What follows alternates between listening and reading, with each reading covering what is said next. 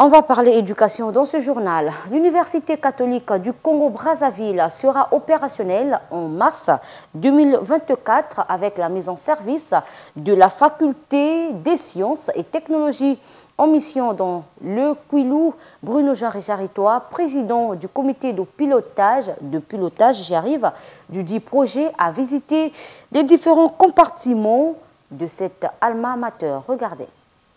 En mission à Pointe-Noire, Bruno Jean-Richard Itoa, ministre des Hydrocarbures, a fait une visite d'inspection des différents compartiments de l'Université catholique du Congo-Brazzaville, basée à Liambou dans le département du Kwilu.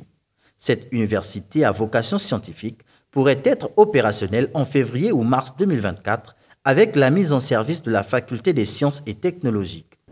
Pour nous, Conférence épiscopale du Congo, association des fondateurs de l'Université catholique du Congo-Brazzaville, nous sommes en train de travailler pour une rentrée en mars. Parce que, Dieu merci, le système LMD accorde de l'importance au semestre. Donc, si nous commençons en mars, nous pouvons encore tenir un semestre et organiser un deuxième pour boucler une année d'enseignement. D'un compartiment à un autre, Bruno Jean-Richard Itoa, qui en est le président du comité de pilotage, s'est imprégné de ce qui reste à faire ici, question de rendre opérationnel cette alma mater. Il a visité tour à tour les bâtiments abritant la faculté des sciences et technologies, les dortoirs et les autres pavillons. Le ministre des Hydrocarbures promettait venir voir l'avancement des travaux de l'université.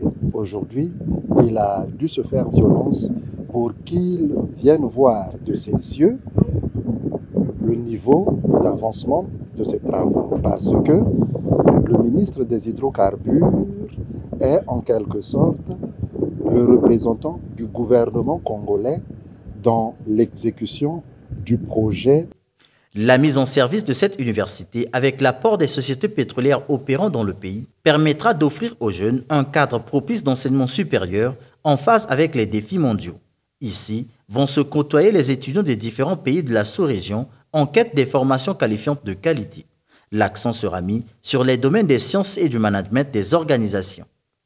Le projet initial est de 3 facultés sur le site de Liambou.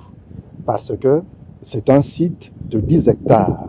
Mais il n'y a qu'une seule université qui commence, l'université de sciences et technologies, qui devra avoir 6 filières. Donc, la 3e année de son début, l'université est censée organiser 6 licences dans le parcours académique.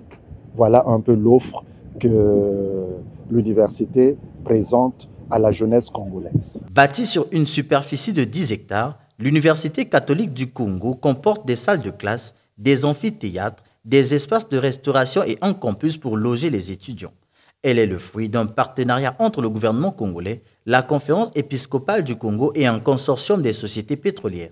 Il s'agit de Total Énergie, Chevron et la Société nationale des pétroles du Congo. Lors de son périple dans la capitale économique, le ministre des Hydrocarbures a aussi visité les installations de la société Lukoil, société organisatrice de la dernière réunion de fixation des prix des hydrocarbures commercialisés au Congo, tenue du 10 au 12 janvier dernier.